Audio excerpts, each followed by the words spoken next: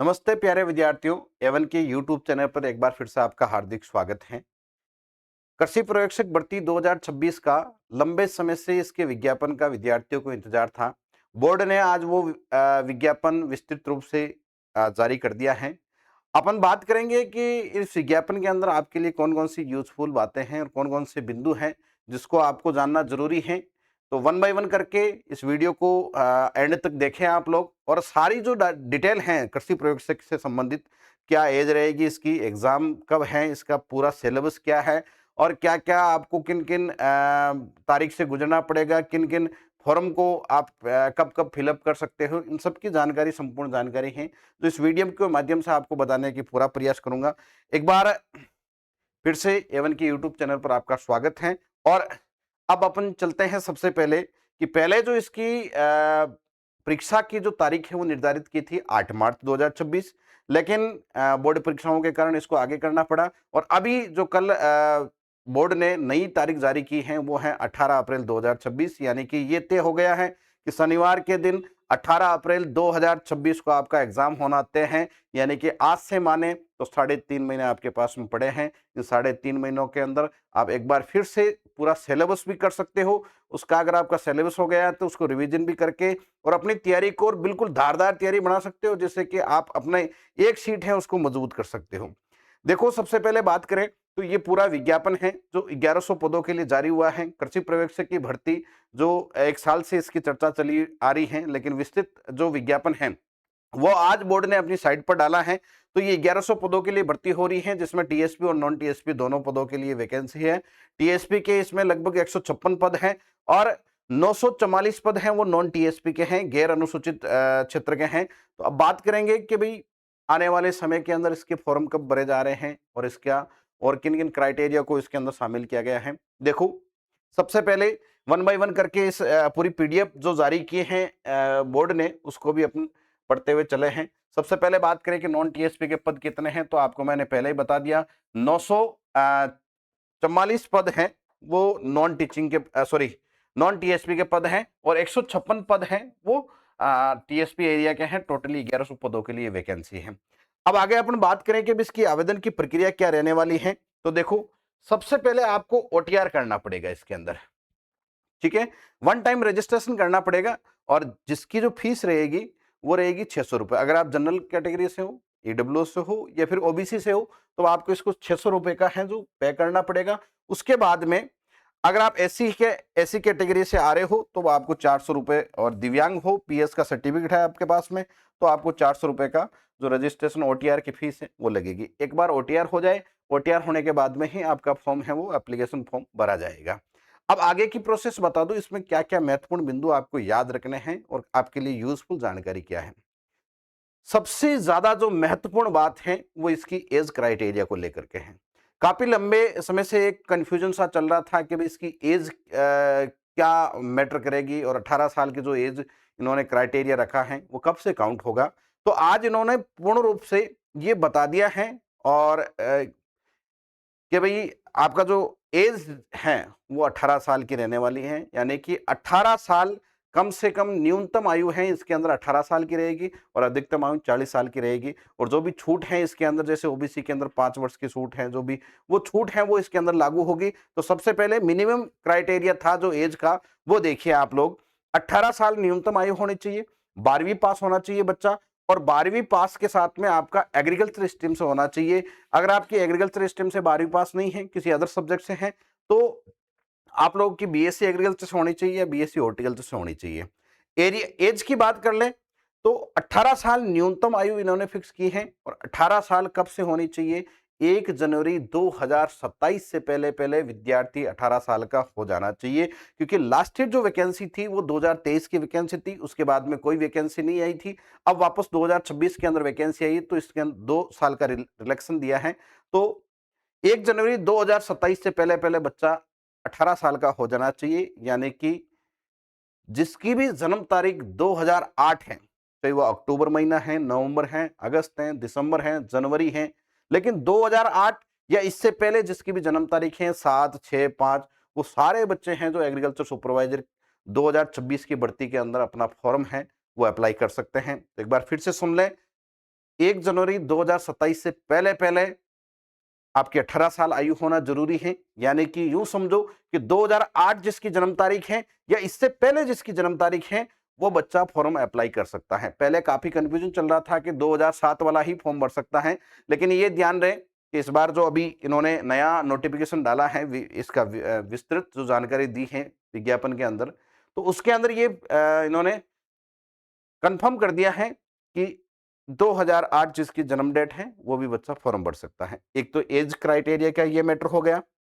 इसके अलावा इसका एग्जाम कब होने वाला है ये तो आपको पहले ही बता दिया कि इसका एग्जाम है वो 18 अप्रैल को होने वाला है।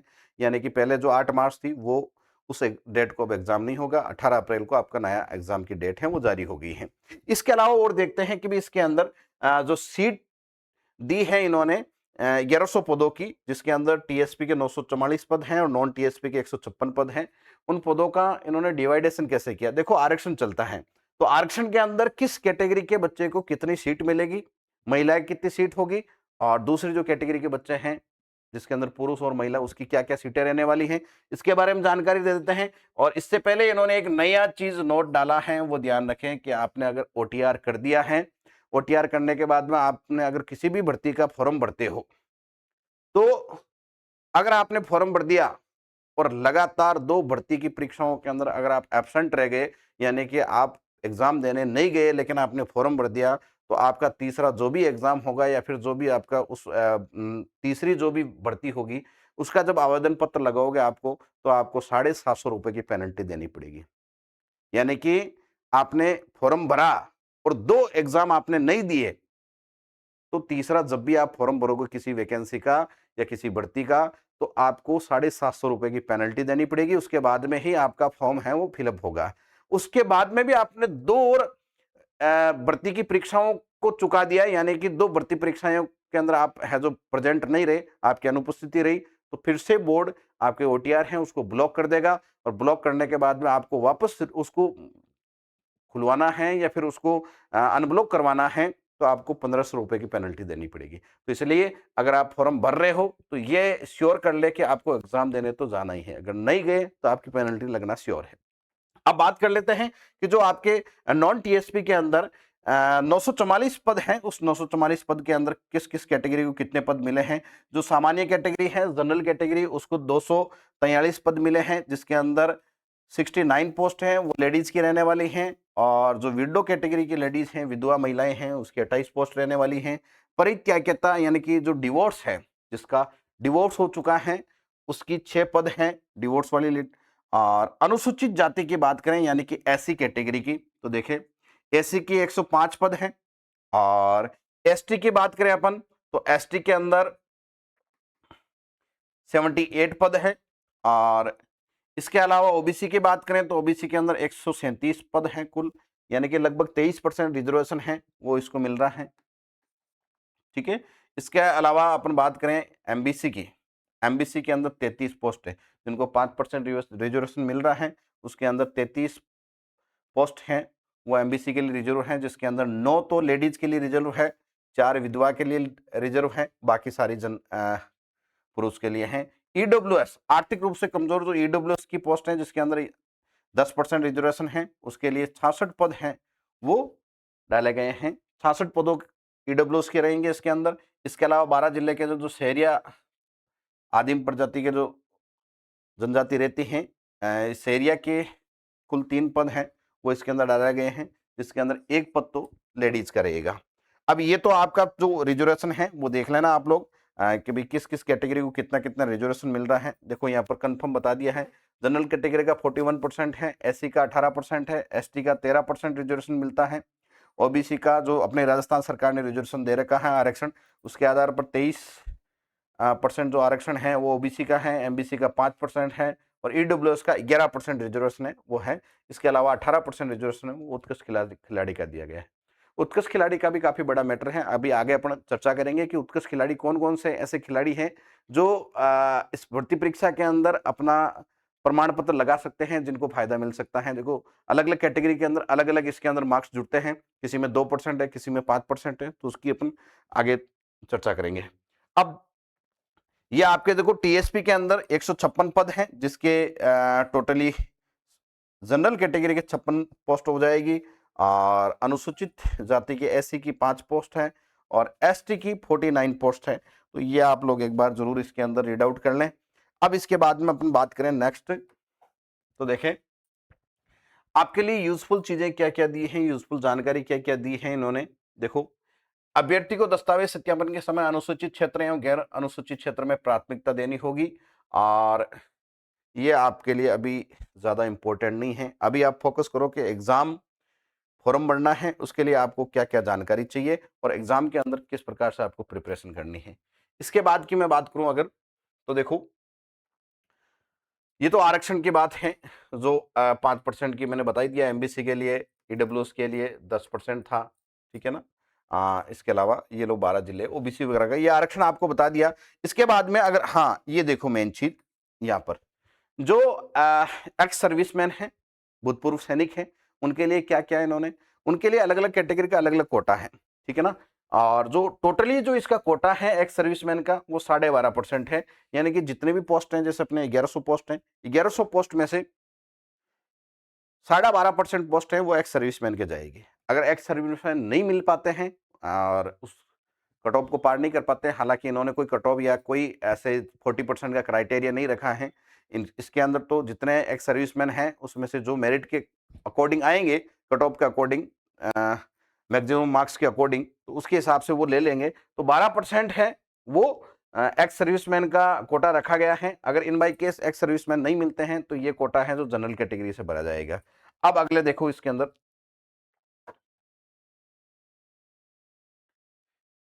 यदि किसी पद के लिए प्रतियोगी परीक्षा अर्हित करने के लिए एक प्रश्न पत्र में न्यूनतम अंक, उत्तीर्ण अंक या कुल अंक जहां कहीं भी निहित किए गए हो तो 5% या भूतपूर्व सैनिक की उपलब्धता की दशा में और 5% तथा सुगम सुसंगत सेवा नियमों में, अथा चलो ये तो एक्स सर्विसमैन की बात थी जो मैंने आपको बता दी कि भाई अगर मान लो in by case ex serviceman की पोस्टें खाली रहती हैं तो वो पोस्टें अदर कैटेगरी से भरी जाएगी। अब ये बात आ गई खिलाड़ियों से संबंधित। देखो, खिलाड़ी कौन से खिलाड़ी हैं जिसको इस वैकेंसी के अंदर फायदा होने वाला है। कई प्रकार से बच्चे पूछते हैं कि सर मैंने नेशनल खेला है, मैंने स्टेट खेला है, मेरे पास में स्टेट का सर्टिफिकेट है, तो क्या मुझे जो इसके अंदर किसी प्रकार का फायदा मिलेगा क्या। तो एक बार देखो या नोटिफिकेशन के अंदर इन्होंने जो अपना डिटेल एडवर्टाइजमेंट जो विज्ञापन दिया है उसके अंदर क्या क्या लिखा हुआ है वो देखें आप लोग। अगर कोई विद्यार्थी, कोई खिलाड़ी अंतर्राष्ट्रीय ओलंपिक के अंदर भाग ले रखा है, ओलंपिक गेम्स के अंदर भाग ले रखा है, तो उसको इसका फायदा मिलेगा। आई थिंक ये 5% का रिजर्वेशन है इसके अंदर। इसके अलावा एशियन गेम्स के अंदर किसी ने भाग ले रखा है तो वो दक्षिण एशियन ओलंपिक परिषद से जो भी कोई गेम्स होते हैं उनके अंदर भाग ले रखा है तो राष्ट्रमंडल खेल परिसंघ, राष्ट्रमंडल गेम्स के अंदर अगर किसी ने भाग ले रखा है तो वो, इसके अलावा अंतर्राष्ट्रीय ओलंपिक समिति का विश्व चैंपियनशिप है या किसी वर्ल्ड कप के अंदर इसने भाग ले रखा है, या कुल मिलाकर के मैं आपको मोटे मोटे तौर पर बता दूं कि जो भी इंटरनेशनल लेवल से खेले गए हैं, जिन्होंने अंतर्राष्ट्रीय स्तर पर प्रतिनिधित्व किया है, वो खिलाड़ी 5% के हकदार हैं। यानी कि उनको 5% अंकों का रिजर्वेशन है जो इसके अंदर मिलने वाला है। जैसे मान लो किसी बच्चे के 5% रिजर्वेशन का मतलब ये होगा कि टोटल अपना पेपर है वो 300 नंबर का होता है, तो 300 नंबर का होता है तो उसका 5% कितना हो गया, 5% होता है 15 नंबर। यानी कि 15 नंबर को उसका एक्स्ट्रा जोड़ दिए जाएंगे। जैसे किसी बच्चे के 200 नंबर आए तो उसमें 15 नंबर और जोड़ देंगे, फिर उसके बाद में उसकी कट ऑफ जारी की जाएगी। अगर वो कट ऑफ के अंदर आ रहा है तो फिर उसको ले लिया जाएगा। ठीक है, तो ये इसका पूरा डिटेल के अंदर है। देखो, अब इसके अलावा school games federation of India द्वारा आयोजित किसी खेलकूद के किसी स्कूल नेशनल गेम्स में व्यक्ति या टीम स्पर्धा में मेडल जीता हुआ हो, ये देखो ये आपके काम की चीज है। ये तो देखो जनरली अगर इन गेम्स के अंदर कोई पार्टिसिपेट किया हुआ होगा तो इस वैकेंसी के अंदर वो नहीं आएगा, वो किसी बड़ी वैकेंसी के अंदर जाएगा। तो अब ये वाली चीज देखो आप, इसके अंदर क्या होगा कि अगर आप स्कूल स्तर से किसी गेम्स के अंदर आपने पार्टिसिपेट किया, इन बाई केस आप पर्सनल पार्टिसिपेट किया या किसी टीम के साथ में पार्टिसिपेट किया। जैसे मान लो कई बार क्या होता है कि सिंगल गेम्स भी होते हैं जिसके अंदर खिलाड़ी केवल सिंगल खिलाड़ी हैं वो पार्टिसिपेट करता है। तो अगर आपने सिंगल पार्टिसिपेट किया या फिर किसी टीम के साथ में आपने पार्टिसिपेट किया और वो भी राष्ट्रीय स्तर नेशनल गेम्स के अंदर आपने पार्टिसिपेट किया, वहां पर केवल पार्टिसिपेट करने वाले को किसी प्रकार का अंक नहीं दिया जाएगा। आपको उसके अंदर मेडल जीता हुआ होना चाहिए। जैसे मान लो गोल्ड मेडल या सिल्वर, आपने अगर पर्सनल पार्टिसिपेट किया, एक सिंगल प्रतिस्पर्धा के अंदर आपने पार्टिसिपेट किया, तो आप कोई ना कोई मेडल जीते हुए होने चाहिए। 3 प्रकार के मेडल होते हैं, गोल्ड, सिल्वर और ब्रॉन्ज। इन तीनों में से कोई एक मेडल आपने जीता है तो आपको जरूर है जो इसके अंदर फायदा मिलने वाला है। आगे अपन बात करेंगे कि 2% का फायदा मिलेगा या 5% का फायदा मिलेगा। ठीक है, एक तो ये हो गया। अब दूसरा, आपने किसी टीम के साथ में अगर इस गेम्स के अंदर पार्टिसिपेट किया और नेशनल लेवल तक पहुंचे और वहां पर आप किसी पोजीशन पर रहे, फर्स्ट, सेकंड या थर्ड, ये 3 पोजीशन होती हैं। इन तीन में से किसी भी पोजीशन में रहे, यानी कि आपकी टीम फर्स्ट, सेकंड या थर्ड पोजीशन में रही है, तो आपको उसका प्रमाण पत्र मिला होगा। आप उस टीम के सदस्य थे तो आपको उसका एक सर्टिफिकेट मिला है। उस सर्टिफिकेट के आधार पर आपको इसमें जो भी अंकों का 2% का रिजर्वेशन है आपको इसके अंदर, कि 2% आपके इसके अंदर एक्स्ट्रा मार्क्स जुड़ने चाहिए, वो इसके अंदर जरूर मिल सकते हैं। तो ध्यान रखें, नेशनल में पार्टिसिपेट करने से काम नहीं चलेगा, उसके अंदर मेडल जीता हुआ होना चाहिए या किसी टीम के आप जो फर्स्ट, सेकंड या थर्ड पोजीशन पर रही है उस टीम का आप हिस्सा होना चाहिए। अगला है इंडियन ओलंपिक एसोसिएशन या इससे संबंध नेशनल स्पोर्ट्स फेडरेशन द्वारा आयोजित किसी खेलकूद के किसी राष्ट्रीय टूर्नामेंट या चैंपियनशिप में व्यक्ति या टीम स्पर्धा में मेडल जीता हुआ होना चाहिए। यानी कि नेशनल जो स्कूल लेवल पर आता है वो तो इसकी बात आ गई, इसके अलावा आप किसी संस्था से जुड़े हुए हो या किसी एकेडमी से जुड़े हुए हो या कॉलेज वगैरह के अंदर हो, तो उसके अंदर कॉलेज का एक अलग से टूर्नामेंट होता है। वो आपको अगर उसमें आपकी पोजीशन लगी है या आपने मेडल जीता है, या कोई एकेडमी से गए हो आप, उसके अंदर आपने मेडल जीता है, या फिर आपका कोई उसके अंदर रैंक लगी है आपकी टीम की, तो आप इसके अंदर जा सकते हो। ये लो कॉलेज का भी इसने दे दिया, आ गया यूनिवर्सिटीज का, इंटर यूनिवर्सिटीज का आपने किसी में पोजीशन जीती है तो ये कॉलेज वाला आ गया।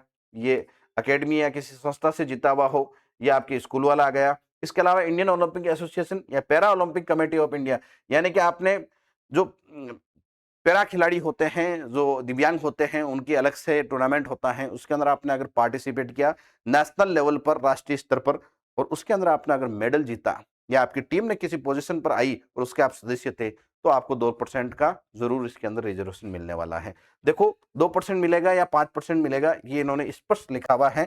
कृपया उत्कृष्ट खिलाड़ी श्रेणी में वही अभ्यर्थी आवेदन करें जिनके पास उपरोक्त बिंदु संख्या 1 से 5 में वर्णित श्रेणियों के अंतर्गत खेल प्रमाण पत्र प्राप्त किए गए हो। यदि किसी अभ्यर्थी ने जानबूझकर बिना योग्य खेल प्रमाण पत्र उत्कृष्ट खिलाड़ी श्रेणी अंकित की है तो बोर्ड ऐसे अभ्यर्थी के विरुद्ध कार्रवाई करने के लिए स्वतंत्र होगा।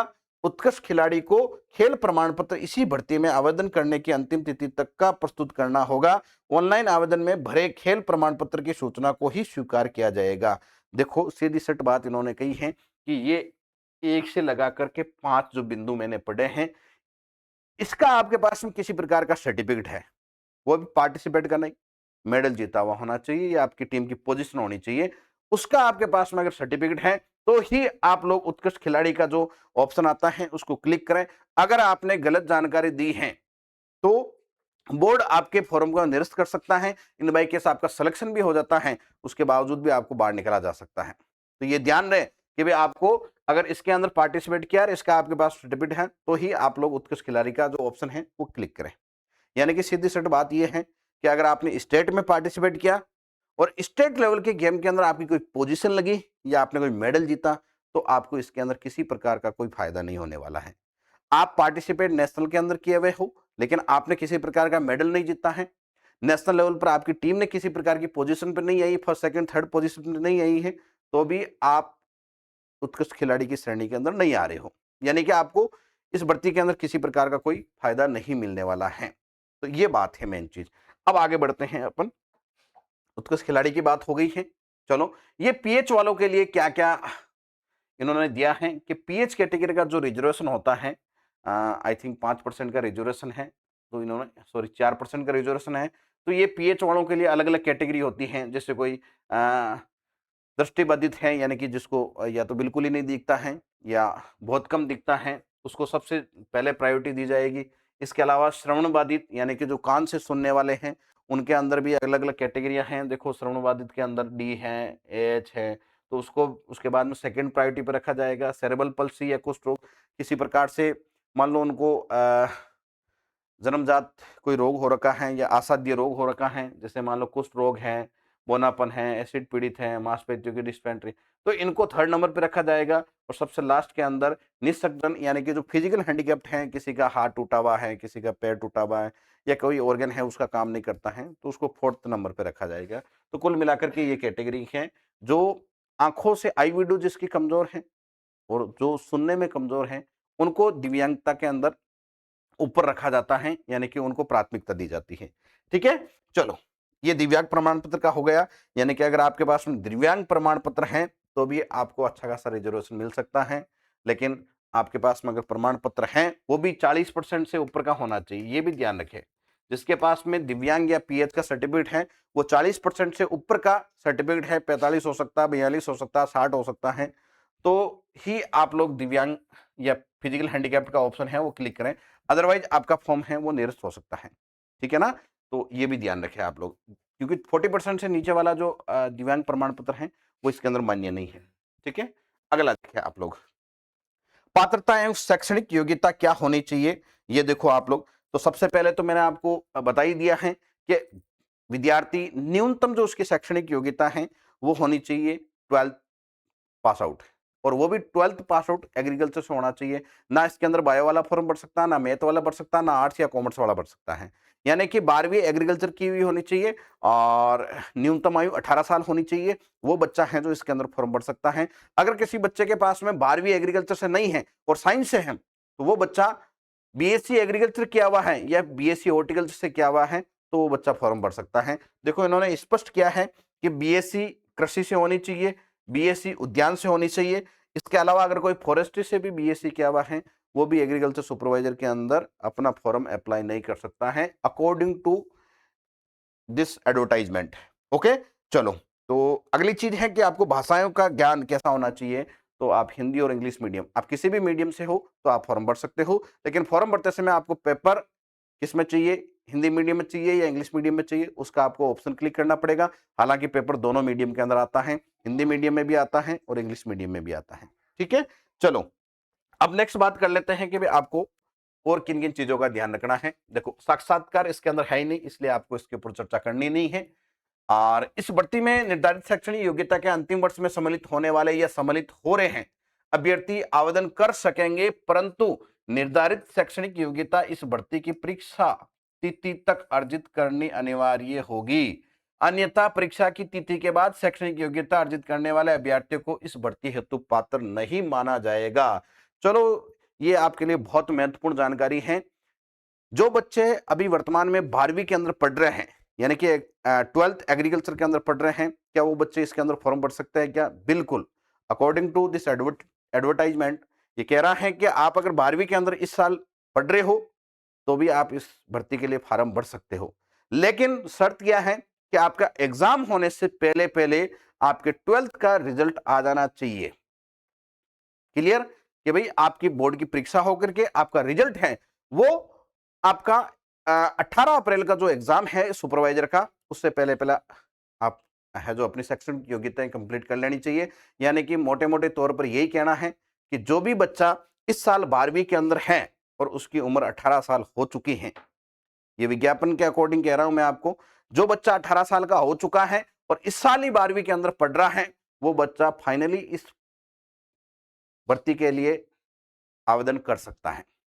ठीक है ना, लेकिन आपकी उम्र है वो 18 साल हो जानी चाहिए। क्यों मैं इसलिए कह रहा हूं, क्योंकि 18 अप्रैल को आपका एग्जाम है और जिस प्रकार से राजस्थान सरकार और माध्यमिक शिक्षा बोर्ड काम कर रही है उसके अकॉर्डिंग आपके 4 मार्च को लास्ट एग्जाम खत्म हो जाएगा इस बार 12वीं वालों का, और विद इन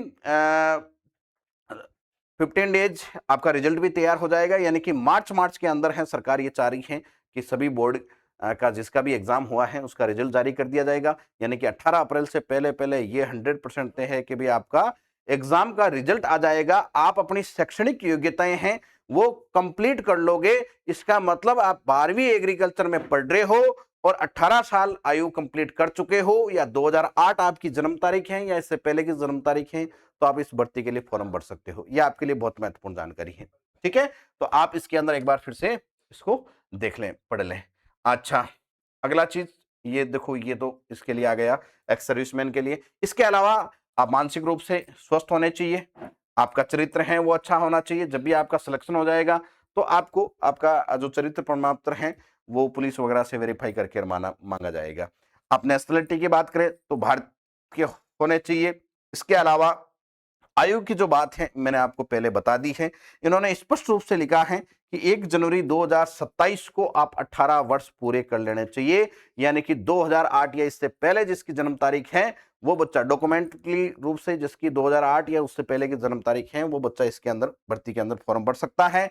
और अधिकतम उम्र इसकी 40 साल रहेगी और जिसके अंदर 3 वर्ष की छूट दी गई है वो भी इसके अंदर एप्लीकेबल है। ये भी ध्यान रखें कि भाई अ, जो यानी कि 43 ईयर्स मान लो आप लोग 43 साल वाले अधिकतम आयु वाले हैं जो विद्यार्थी इसके अंदर फॉर्म भर सकते हैं। इसके अलावा और भी खूब सारी जो छूट है अलग अलग कैटेगरी के अंदर वो छूट भी इसके अंदर आप लोग पढ़ सकते हो और पढ़ लेना और उसके अकॉर्डिंग आप अपना फॉर्म भर सकना। यानी कि मेन मुद्दा यही है कि न्यूनतम आयु कितनी होनी चाहिए, 18 साल की होनी चाहिए, वो भी 1 जनवरी 2027 से पहले पहले। ठीक है, चलो अगली बात करें इसके अंदर, वो देखें आप लोग, ये सारी जनरल जानकारियां हैं वो आप लोग पढ़ लेना। हालांकि ज़्यादा महत्वपूर्ण नहीं है, हर वैकेंसी के अंदर ये डाटा लिखा हुआ आता है। अगली चीज़ देखें, पेंशन। अच्छा, वेरी गुड। ये देखें आप लोग कि भाई जब आप नौकरी लग जाओगे और फाइनली आपका सिलेक्शन हो जाएगा और पोस्टिंग हो जाएगी तो इन्होंने पहले ही स्पष्ट कर दिया है कि जो पेंशन मिलने वाली है रिटायरमेंट होने के बाद में वो जिस प्रकार से राज्य सरकार चाहेगी या राज्य सरकार के जो नॉर्म्स होंगे उसके अकॉर्डिंग ही मिलेगी। यानी कि एनपीएस और ओपीएस जो भी उस समय की राज्य सरकार की घोषणा होगी वो ही आपको पेंशन दी जाएगी। तो इसके बारे में आपको अभी ज्यादा नहीं सोचना है। विवाह पंजीयन, अगर आप विवाहित हैं तो विवाह का प्रमाण पत्र बनाएं और फॉर्म भरते समय विवाहित सेलेक्ट करें। ठीक है, पंजीयन शुल्क जमा कराने एवं ऑनलाइन आवेदन पत्र के अंतिम जो दिनांक है वो क्या रहने वाली है, सबसे महत्वपूर्ण बिंदु ये है। सुने आप लोग, फॉर्म भरने हैं वो 13 जनवरी से स्टार्ट हो जाएंगे। यानी कि आज 6 जनवरी हो गई है, 13 जनवरी 2026 से आपके फॉर्म भरने स्टार्ट हो जाएंगे। लगभग 1 महीना ये फॉर्म चलेंगे और इसकी लास्ट तारीख रहेगी वो 11 फरवरी 2026 की रात के 12 बजे तक आप फॉर्म भर सकते हो। यानी कि 13 जनवरी से लगा करके 11 फरवरी 2026 के बीच में आप कभी भी फॉर्म भर सकते हो। इसलिए मेरा ये मानना है कि आप जनवरी महीने के अंदर ही फॉर्म भर लो तो ठीक रहेगा। किसी प्रकार की टेक्निकल प्रॉब्लम ना हो और आप किसी प्रकार की दुविधा में ना आए। देखो, वैकेंसियां बार बार नहीं आती हैं, 2-3 साल में एक आध बार सुपरवाइजर की वैकेंसी आती है। तो किसी प्रकार के आपको इसके अंदर लापरवाही नहीं करनी है। जब फॉर्म आप लोग नहीं भर पाओगे या फॉर्म के अंदर कोई कमी रह जाएगी तो फिर आगे पढ़ाई की तो आप सोचना ही मत। ये वही बात हो गई, जो दुल्हा है, दुल्हा अगर मान लो बीमार हो गया या फिर दुल्हा नहीं रहा तो उसके बाद में है जो आप बारात किसकी लेके जाओगे। तो आप फॉर्म आपका भरा हुआ है तो आप तैयारी भी अच्छे से करोगे। ठीक है, तो फॉर्म आप लोग जल्दी भर लें। इसके अलावा इस परीक्षा का आयोजन है वो कब होने वाला है वो देखो, स्पष्ट लिखा है कि 18 अप्रैल 2026 को इसका परीक्षा होगी और पूरी ऑफलाइन मोड पे होगी और ऑब्जेक्टिव क्वेश्चन आएंगे। वही जो अभी बोर्ड ने नया नियम निकाला है, 5 ऑप्शन आएंगे आपको। अगर आपको उसमें से 5 में से कोई सा भी आ रहा है, अगर ऑप्शन जिसमें 4 ऑप्शन होंगे वो 4 में से कोई एक आ रहा है तो वो आप क्लिक करो। अदरवाइज जो नहीं आ रहा है, आप उस क्वेश्चन को स्किप करना चाहते हो या खाली छोड़ना चाहते हो तो उसके लिए ई ऑप्शन आ रहा है ओमार सीट के अंदर, वो आप ई ऑप्शन जरूर भरें। इसका भी एक नियम है, अगर 10% से ज़्यादा क्वेश्चन आपने छोड़े हैं और आपने ई वाला गोला नहीं भरा है तो आपके 5 नंबर काट लिए जाएंगे। तो ये इस प्रकार का रूल है, तो वो भी ध्यान रखें आप लोग। ई वाला ऑप्शन की प्रैक्टिस जरूर करें आप लोग जब भी कोई टेस्ट सीरीज वगैरह ज्वाइन कर रखे हैं आप तो। अनापत्ति प्रमाण पत्र या प्रवेश पत्र ये तो अपना आप ही बोर्ड की साइट पर हैं जो मिलते रहेंगे। आप लोग जरूर रेगुलर बोर्ड की साइट को विजिट करते रहें। नियुक्ति की अयोग्यताएं क्या क्या हो सकती हैं वो सामान्य जानकारी है। यानी कि सिंपली बात है कि भाई आपने अगर किसी प्रकार का तथ्य छुपाया है या आप किसी कैटेगरी के अंदर नहीं आ रहे हो, आपके पास में उसका प्रमाण पत्र नहीं है, तो जब भी आपकी डॉक्यूमेंट वेरिफिकेशन होगा उस समय आप अयोग्य घोषित कर दिए जाओगे। इसलिए जो भी सही जानकारी है आपकी जिस कैटेगरी के अंदर आ रहे हो उसी कैटेगरी के कॉलम को क्लिक करें। और किसी प्रकार की समस्या हो जाए, देखो इन्होंने एक चीज और दी है अच्छी कि अगर आप फॉर्म भरते समय किसी प्रकार की समस्या हो जाए, यानी कि आप मान लो फॉर्म भरते समय आपने गलत कैटेगरी चूज कर ली है या फिर किसी प्रकार का डॉक्यूमेंट आपने गलत अपलोड कर दिया है, तो जब भी इसके लास्ट डेट है जैसे 12 फरवरी, तो 12 फरवरी के बाद में 3 दिन आपको फॉर्म को करेक्शन करने का भी टाइम दिया है। यानी कि आप 12 फरवरी तक फॉर्म भर सकते हो, सॉरी 11 फरवरी तक फॉर्म भर सकते हो, और 11 फरवरी के बाद में 3 दिन तक आपने अगर कोई गलत जानकारी दी है तो उसको करेक्शन भी कर सकते हो। इसलिए इसका भी ध्यान रखें, किसी प्रकार की गलत जानकारी नहीं दें और किसी प्रकार के तथ्य को ना छुपाएं। ठीक है। अगली बात करें कि आवेदन कैसे करें, वो आप ई मित्र वाले से जान लेना, वो अपना आप ही बता देगा। और आप लोग अगर पर्सनल अपने फोन से करना चाहें या अपने पास में किसी प्रकार का लैपटॉप या पीसी वगैरह है, तो सबसे पहले तो आपको ओटीआर करना पड़ेगा। ओटीआर करने के बाद में पूरा फॉर्म है वो 1 बाय 1 करके खुलता जाएगा। आपको ओटीआर करने के बाद ज़्यादा डाटा नहीं मांगा जाएगा, वो सब कुछ ओटीआर के अंदर फेच हो जाता है।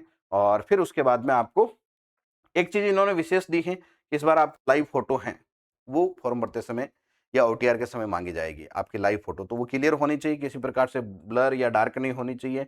लाइव फोटो है वो मांगी गई है, वो आपको यहाँ पर डालनी है। इसके अलावा थंब इम्प्रेशन वगैरह हैं, वो सारा डालना है। आपका मोबाइल नंबर है, ईमेल आईडी है, वो वही डालें जो आप रेगुलर यूज़ करते हो, क्योंकि बार-बार उसके ऊपर बहुत सारी जानकारी आती रहती है। किसी प्रकार से डेट चेंज होगी तो आपकी उसके ऊपर जानकारी आएगी।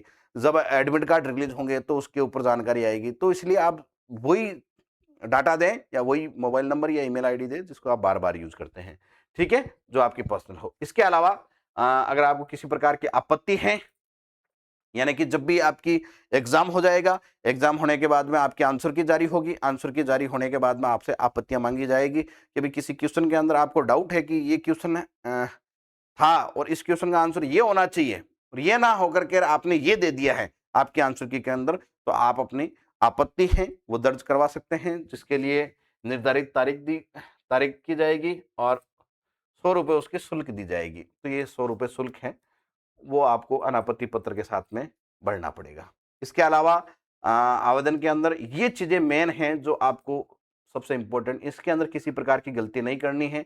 एक तो आपका खुद का नाम, एक आपका पिताजी का नाम, आपका जो भी लिंग है, आप महिला हो, पुरुष हो, वो जन्म तारीख आपकी एकदम सही भरनी है और जो खुद का जो फ़ोटोग्राफ है, वो एकदम लाइव होना चाहिए। और जो भी डाटा इन्होंने जो ओटीआर के समय ये हस्तलिखित कुछ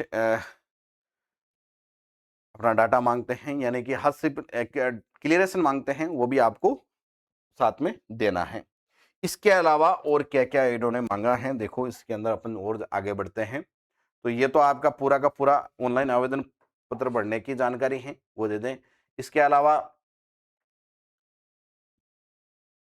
दिव्यांग अभ्यर्थी जो स्वयं का श्रुति लेखक लाना चाहता है, उन अभ्यर्थियों को परीक्षा दिनांक से हाँ, ये देखो आप लोग कि भई मान लो कोई ऐसा कैंडिडेट है, जो खुद नहीं लिख सकता है या कि उसको दिखता नहीं है, तो ऐसे कैंडिडेट को क्या होता है, एक छात्र के अंदर दूसरा कैंडिडेट मिलता है जिसकी छूट होती है, वो केवल और केवल लिखने का काम करता है। उस जैसे-जैसे वो बताएगा वैसे-वैसे वो मार्कशीट बनने का काम करेगा। ठीक है? तो इसलिए आप लोग ये ज़रूर ध्यान रखें कि अगर आप पीएच कैटेगरी के अंदर आते हो और वाक़ई में आपको दूसरा कैंडिडेट साथ में चाहिए जो आपकी हेल्प कर सके, तो आपको क्या करना है कि भई सेम डे आप जाओगे तो आपको वो चीज़ें नहीं मिलेगी। ठीक है ना?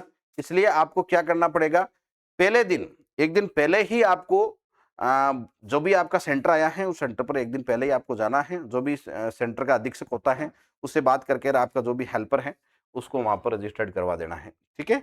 तो ये सारी जानकारी हो गई और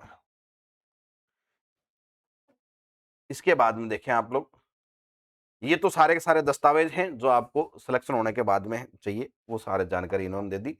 इसके अलावा खूब सारी नई-नई जानकारी आती रहेगी, हम लोग भी आप तक शेयर करते रहेंगे। और मेन चीज़ आ गई है जो आपका सिलेबस, वो क्या चेंज किया है इन्होंने या फिर वही रखा है?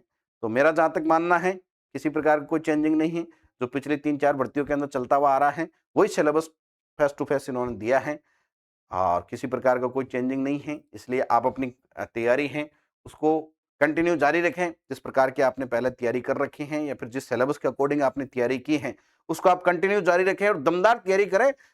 साढ़े 3 महीने बचे हैं और जो बच्चा साढ़े 3 महीने सब कुछ भूल-भाल के अपने आप को एक तपस्वी घोषित कर लेगा, वनवासी घोषित कर लेगा, उस बच्चे का, उस विद्यार्थी का एग्रीकल्चर सुपरवाइजर बनना तय है। वो कैंडिडेट यानी कि उसने अपनी विजय पताका लहरा दी है। यानी कि आपको साढ़े 3 महीने वनवास धारण कर लेना है, एक प्रकार से तपस्वी बन जाना है, ना फ़ोन रखना है, ना गाँव वालों से कॉन्टैक्ट रखना है, ना ज़्यादा घर वालों से कॉन्टैक्ट रखना है, केवल और केवल किताब हो और आप हो, ये आपका जो दोनों का कनेक्शन है, किताब का और आपका, वो अगर सही रहेगा और रात और दिन आपको किताब दिखेगी, किताब को आप दिखोगे, तो आपको सुपरवाइजर बनने से कोई नहीं रोक सकता। देखो, नौकरी लगना बहुत बड़ी बात होती है आपके लिए, आपके परिवार के लिए और आपके गांव के लिए और आपके समाज के लिए। आप समाज के अंदर एक अच्छा उदाहरण पेश कर सकते हो, अपने परिवार के लिए प्रेरणा स्रोत बन सकते हो और आप खुद के लिए, अपने आप के लिए एक अच्छे इंसान और एक जिम्मेदार व्यक्ति बन सकते हो। अगर आप नौकरी लगते हो तो आप अपने परिवार का पालन पोषण अच्छे से कर सकते हो। और मैं स्पेशली राजस्थान के अंदर नौकरी सब कुछ है। एक ही शब्द के अंदर कहूं तो अगर सरकारी नौकरी है तो सब कुछ है आपके पास में इज्जत है, आपके पास में शोहरत है, यानी कि सब कुछ ऑल ओवर दीज। ठीक है ना? तो इसलिए इसके लिए जी जान लगा दें आप लोग। और ये आपके लिए सिलेबस की बात करूं मैं, तो वही आपके लिए मुख्य रूप से 3 ही सब्जेक्ट रहने वाली हैं। एक तो इसके अंदर मुख्य रूप से एजी आएगी, दूसरी इसके अंदर हिंदी है और तीसरी इसके अंदर वो जीके है। ठीक है? तो देखो, एग्रीकल्चर के टोटली 60 क्वेश्चन आएंगे। 60 क्वेश्चन को 3 भागों में डिवाइड कर दिया, एग्रो के अंदर, हॉर्टी के अंदर और एनिमल के अंदर। जो कुछ थोड़ी बहुत 2-3 क्वेश्चनों के सॉइल के आएंगे वो एग्रो के अंदर शामिल कर दिए हैं। ठीक है भाई? तो देखो, 20 क्वेश्चन तो आएंगे एग्रो के, 20 क्वेश्चन आएंगे हॉर्टी के और 20 क्वेश्चन आएंगे एनिमल के। ये देखो, इन्होंने विशेष रूप से दिया है कि हिंदी के आएंगे 15 क्वेश्चन, जीके के आएंगे 25 क्वेश्चन और एग्रीकल्चर यहां से शुरू हो गई, सस्य विज्ञान यानी कि एग्रोनॉमी के 20, हॉर्टिकल्चर के 20 और एनिमल के 20 आएंगे। फाइनली 100 क्वेश्चनों का एक पेपर होगा। 3 नंबर का एक क्वेश्चन होगा और 300 नंबर का पेपर होगा। और 300, ये सारी जानकारी आगे दे दी कि भाई वैकल्पिक प्रकार का प्रश्न पत्र होगा। अधिकतम 100 क्वेश्चन होंगे, एक प्रत्येक क्वेश्चन 3 अंक का होगा और अधिकतम पूर्णांक 300 अंक होंगे। प्रश्न पत्र की अवधि 2 घंटे की होगी। 2 घंटे के अंदर आपको 100 क्वेश्चनों के जवाब देने हैं। बहुत सामान्य है और काफी अच्छा टाइम मिलता है। ठीक है ना? यानी कि यूं मान के चलो, आपको एक क्वेश्चन के लिए 1 मिनट से भी ज्यादा समय मिल रहा है। बाकी एग्जाम के अंदर 1 मिनट भी समय नहीं मिलता है। तो काफी सोचने की टाइम भी मिल जाएगा। इसके अलावा प्रत्येक गलत उत्तर के लिए 1/3 ऋणात्मक भाग काटा जाएगा, यानी कि नेगेटिव मार्किंग 1/3 इसके अंदर है। आपका एक क्वेश्चन सही हुआ तो आपको 3 नंबर मिलेंगे और एक क्वेश्चन गलत हुआ तो 1 नंबर काट लिया जाएगा। 1/3 का मतलब हो गया कि 1 नंबर का 33% है, यानी कि 1 नंबर का 0.3 नंबर और 3 नंबर का एक क्वेश्चन है तो उसके लिए 1 नंबर हो जाएगा। वो 0.3 इंटू 3 1 नंबर है, यानी कि आपका नेगेटिव मार्किंग है वो 1 नंबर। गलत आंसर है तो जितने नंबर आ रहे हैं उसमें से 1 नंबर काट लिया जाएगा। अब बात कर लेते हैं विस्तृत सिलेबस की। तो सबसे पहले ये हिंदी का सिलेबस दिया, तो पिछली बार का सिलेबस था वो सेम टू सेम सिलेबस है। और ये आपके जीके का सिलेबस है। प्रमुख व्यक्तित्व के अंदर देखो वो सारी चीजें दे दी हैं इन्होंने। पहले वाला जैसे राजा महाराजा ये थे, पहले वाले ही थे सारे के सारे। राणा कुंभा है, सांगा है, प्रताप, जोधा, मालदेव, जसवंत सिंह, वीर दुर्गादास और जयपुर के महाराजा मान सिंह प्रथम, सवाई जय सिंह, बीकानेर के महाराजा गंगा सिंह। ठीक है ना? राजस्थान के प्रमुख इतिहासकार, लोक कलाकार, संगीतकार, गायक कलाकार, खेल एवं खिलाड़ी, ये इन्होंने कुछ एक्स्ट्रा जोड़ा है। इसको आप लोग थोड़ा सा आप ध्यान रखें इसको। ठीक है? तो देखो, खेल एवं खिलाड़ी के बारे में भी आप जनरल जानकारी रखते हो, हालांकि आपको उन्हीं की जानकारी रखनी है जो राजस्थान से संबंधित है या फिर राजस्थान से बिलोंग करते हैं। ठीक है? बाकी देखो, ये सारी चीजें आ गई हैं, ये पशुपालन की शब्दावली है, लोक देवी देवताएं हैं, ये सारे के सारे पहले वाले ही हैं। अब बात कर लेते हैं एग्रीकल्चर के। ये जो हमारा प्रिय सब्जेक्ट है एग्रोनॉमी, वो उसके अंदर तो लगभग लगभग सेम ही दिया, सारा ही वो पहले वाला ही दिया है। ठीक है? 20 क्वेश्चन का ये पूरा का पूरा पैटर्न रहेगा। इसके अंदर कोई चेंजिंग नहीं की है। ये हॉर्टिकल्चर के अंदर किसी प्रकार कोई चेंजिंग नहीं की है। और इसके अंदर देखिए, ये सारे के सारे फल भी आ गए हैं और ठीक है, कोई चेंजिंग नहीं है। और पशुपालन, इसमें भी किसी प्रकार की चेंजिंग नहीं है। ये नीचे इन्होंने स्पष्ट दे दिया कि 5 विकल्प आएंगे, ए बी सी डी और ई। अगर आपको 4 क्वेश्चन के अंदर 4 ऑप्शन में तो आपके क्वेश्चन का आंसर होगा, 5वां खाली होगा। अगर आपको इस क्वेश्चन को स्किप करना है, आपको इसका आंसर नहीं आ रहा है, तो ई नंबर का गोला है वो जरूर आप लोग इसके अंदर भरें। ठीक है? तो कुल मिलाकर के बात यह है कि आपका फाइनली अब आपको तैयारी पर पूर्ण रूप से लग जाना है। अगर आपने किसी प्रकार की पहले से कोई छोटी-मोटी कमी रखी है, तो अब वो कमी नहीं रखनी है, क्योंकि मात्र 3 साढ़े 3 महीने का समय बचा है और ये 3 महीने आपके लिए डिसाइड करेंगे कि आप सरकारी सेवा के अंदर जाने वाले हैं या फिर वापस बेरोज़गारी वाली भीड़ के अंदर शामिल होने वाले हैं। देखो, अपने आप के ऊपर गर्व होता है जब कोई सरकारी सेवा के अंदर जाता है। पूरे राजस्थान के अंदर 8 करोड़ की जनसंख्या है, उसमें से 1% सरकारी सेवा के अंदर हैं। 8 लाख सरकारी कर्मचारी और अधिकारी हैं। वो 8 लाख अपने आप के अंदर हर समय गर्व महसूस करते हैं, उनका परिवार हर समय गर्व महसूस करता है। इसलिए आपके लिए बहुत बड़ी वैकेंसी है, 1100 पदों की वैकेंसी है। इसके अंदर पद बढ़ भी सकते हैं, कम भी हो सकते हैं। विज्ञापन में स्पष्ट रूप से लिखा हुआ है कि पद कम भी हो सकते हैं, बढ़ भी सकते हैं। कम होने की संभावनाएँ नगण्य हैं, बढ़ने की संभावनाएँ कुछ हद तक कह सकते हैं कि अभी 200-300 पदों की वैकेंसी बढ़ सकती हैं, लेकिन कम नहीं होंगे। आपके 1100 पद हैं, वो तो रहेंगे ही रहेंगे। ठीक है?